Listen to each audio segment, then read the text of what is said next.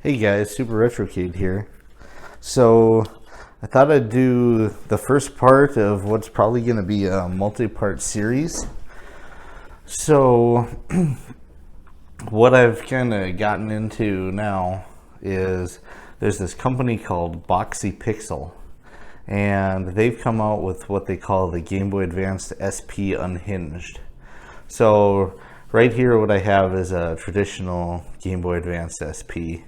And you know, it was cool because they would pop open and they're very portable and all this. And this is the AGS 001 version that has kind of like edge lighting, so you can toggle like whether it's edge lit or not edge lit here.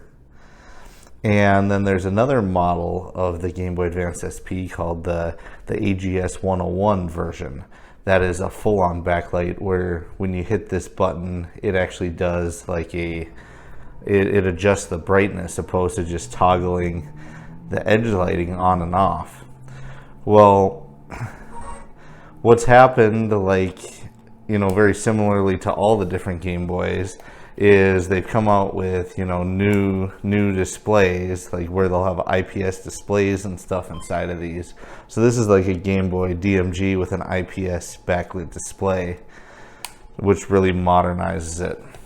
So this company Boxy Pixel, what they've done is kind of similarly to what people have done with the Game Boy Color, the Game Boy Pocket, is they've come out with a new shell for the Game Boy Advance SP, where it's called Unhinged. It's called the Game Boy Advance SP Unhinged. So it actually removes the hinge, and instead it does an all aluminum shell that is in the format of a traditional Game Boy. So what you do is you buy a Game Boy Advance SP, and it doesn't matter what model, and then you just have to have one that's functional. So then on Boxy Pixel's website, you can buy, you know, the shell for the Game Boy Advance Unhinged, and you can buy like aluminum buttons, and you can buy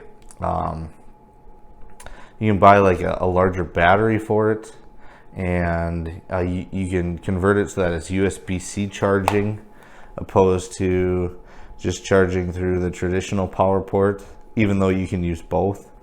And another thing was with the Game Boy Advance SP, they removed the headphone jack. So with the Boxy Pixel Game Boy Advance SP Unhinged, they actually added the spot for a headphone jack, so you can solder in a headphone jack as well. So what I've kind of decided to do is I've decided to kind of go down this path.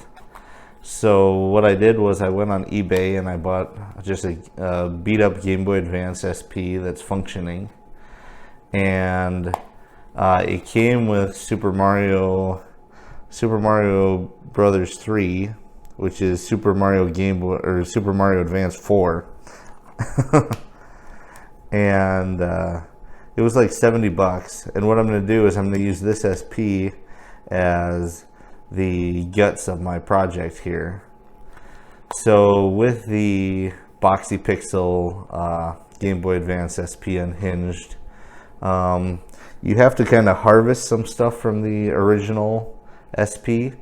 So you have to harvest like the two shoulder buttons, and you got to harvest the membranes under the buttons, and you got to use the original motherboard and the power button and the volume button, and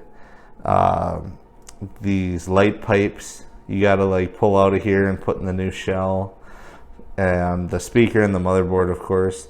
So there's a lot of stuff. Like, you can't just go on eBay and buy a Game Boy Advance SP motherboard, because you're not going to have enough stuff to do the project.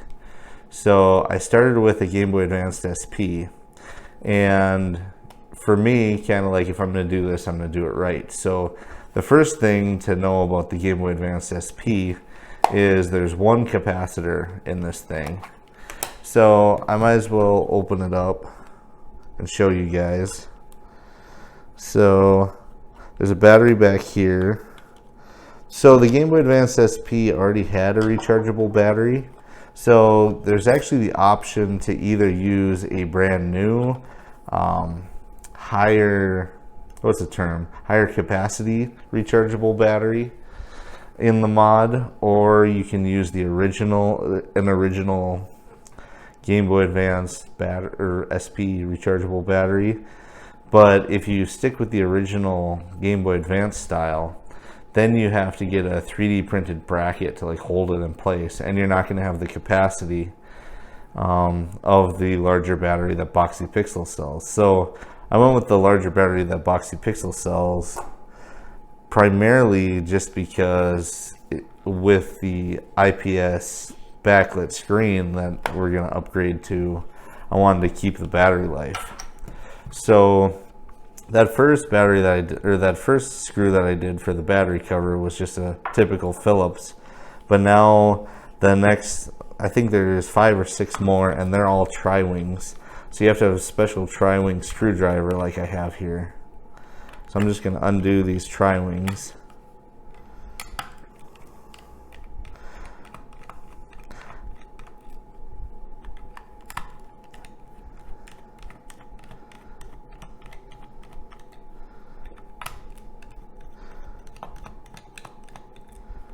Okay, so let's flip it over, get all these screws out.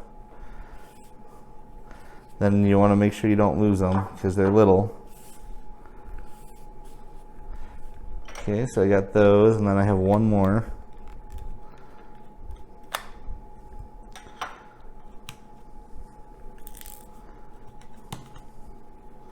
Okay, so then I think when I open it up, I want to go like this. Yep. Okay, so this is the Game Boy Advance SP motherboard. And the funny thing about the Game Boy Advance SP is, you know, my first step in doing this, because I don't know how long it's going to take for the Boxy Pixel case or shell and buttons and the battery and the screen and the USB-C board. I don't know how long all of that's going to take to show up. So kind of my first step was to buy the rest of the stuff I need, and then since the stuff showed up, on the Game Boy Advance SP motherboard, there's one capacitor, and it's a surface mount capacitor. So what I typically do when I recap my consoles or my cartridges is I always go to Console 5. I think it's console5.com, and they sell this replacement capacitors for the Game Boy Advance SP. So last night at like 1 a.m. I desoldered this surface mount capacitor and replaced it with a new one. And I actually bought 2 from Console 5 in case I screwed up, but I got it on the first try. And then I put my system back together, and it still works and everything's perfect. The sound's not weird, the screen's not weird. So I pulled that off. So that was kind of my first step, was just replacing that capacitor so that when I do get this all buttoned up, it'll last as long as it possibly can. And I don't know how likely this capacitor is to go bad on Game Boy Advance SPs, but it is becoming an older system. So once I get this, if I pull off this project and get it completely and get it 100%, I'm not going to want to open it up again. So I just figured I would do it now. Plus those capacitors from console5.org or .com, they cost like less than $1 each.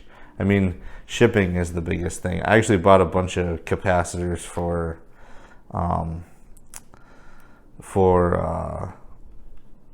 my cartridges, just to combine shipping. Okay. So then some of the other things that you need to do this mod that I ended up buying outside of Boxy Pixel are for the headphone jack. So the Game Boy Advance SP didn't have a headphone jack. So on a video that I watched where someone was talking about this, they had specifically what headphone jack that you could use with this project. So I ordered 2 of them from DigiKey, and this cost me like $5, and most of it was shipping. So I have a headphone, so I have headphone jacks to mount in the Boxy Pixel shell. These came from DigiKey, so that'll be nice because the Game Boy Advance SP never had a headphone jack. You had to use these stupid adapters. So this is going to allow me to solder some wires to some test points and get a true headphone jack on my unhinged SP. Another thing that I bought, and I've been meaning to buy this for a while, was just some 28 gauge ribbon wire. And this is a cool little thing, cost me like $5. And then I bought this. This is just a pack of different size Kapton tape, because I think you gotta kind of use it to insulate some of the components in this mod. So I bought that. I bought all this stuff off Amazon. And then I bought a hot glue gun. I didn't realize that hot glue guns were only like $5. But I bought a hot glue gun because in order to put the light pipe, which the light pipe is like, there's an LED on the motherboard, and the LED on the motherboard shines through the light pipe so that you see the light on the front of your system. You actually have to take the light pipe from this authentic system, and you got to move it into the shell of the Game Boy Advance SP Unhinged that Boxy Pixel is going to be sending me. And the way to secure that is with hot glue. I also think that I may need hot glue to secure the headphone jack, but that remains to be seen. So right now I have everything that I need aside from the components from Boxy Pixel for the mod. So this is just kind of part one in the series, and I thought I would just do this in parts as I go, and hopefully it all works out, and hopefully it ends up being pretty cool. So this is Super Retrocade. Thanks for watching.